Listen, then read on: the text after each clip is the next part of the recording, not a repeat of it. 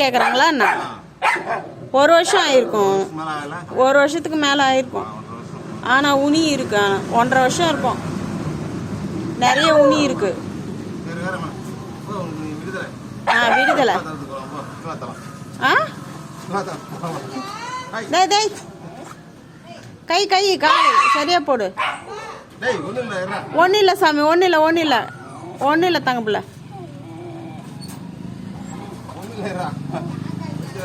உனி ஊசி போட்டு தடுப்பூசிக்கு என்னன்னு கேட்டு வந்து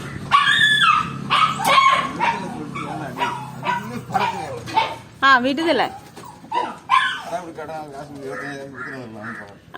யாராச்சும் நல்லா வச்சுக்கிறவங்க இருந்தால் குத்துட்டு வந்துடும்.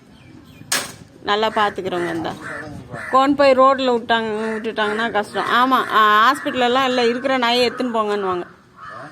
இருக்கிற நாயெல்லாம் எடுத்துன்னு போங்க சாமிங்களா அப்படின்வாங்க. ஹாஸ்பிட்டல் இருக்கிற நாயெல்லாம் எடுத்துன்னு போங்கன்னு சொல்லுவாங்க.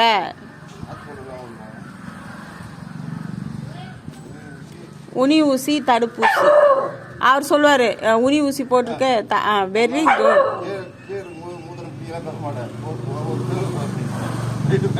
இல்லை, அது அவன் இடம்ன்ட்டு கன்ஃபார்ம் பண்ணுறான். நாய் எப்போவுமே ஏற்கனவே ஒரு நாய் போயிருக்குல்ல, ஏற்கனவே யாரை கூட்டிகிட்டு போனேன்?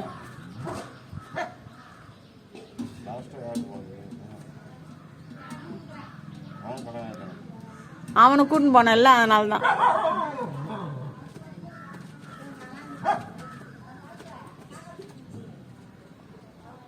அது கீழே இருக்கிறத எடுத்துட்டு இருக்கலாம்ல, அவனை கூட்டிட்டு போனல.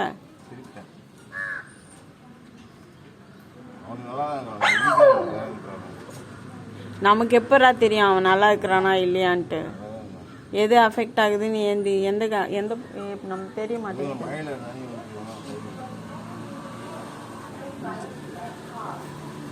கருப்பா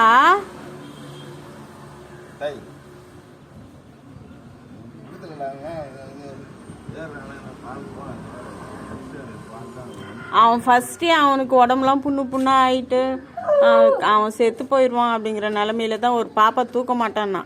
தயவு செஞ்சு தூக்கித்தாமா அப்படின்னு சொல்லிட்டு தூக்கி எத்தணும்னா.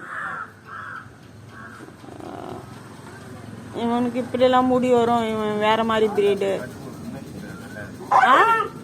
என்னது? ஏய், இருக்கிற கால் தான் இருக்கும் பாடா. எல்லாம் என் புள்ள அழகுதான்.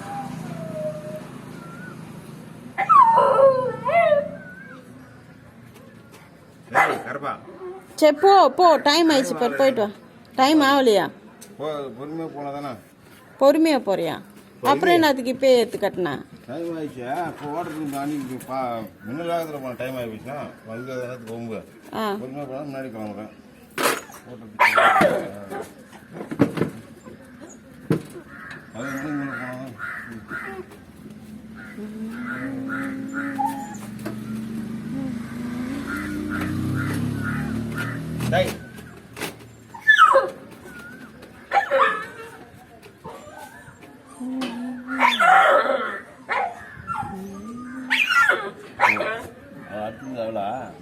ஆமா, அவளுக்கு உண்ணி ஊசி, அவளுக்கும் தடுப்பூசி.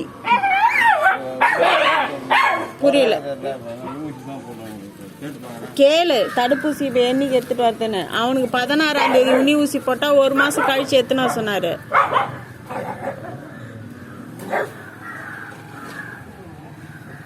டேய் சீக்கிரம் தள்ளின்னு பா, அவங்க 2 பேரும் மாயிறாங்கல்ல, வேடிக்கை பார்த்துன்னு இருப்பான். அப்பதான்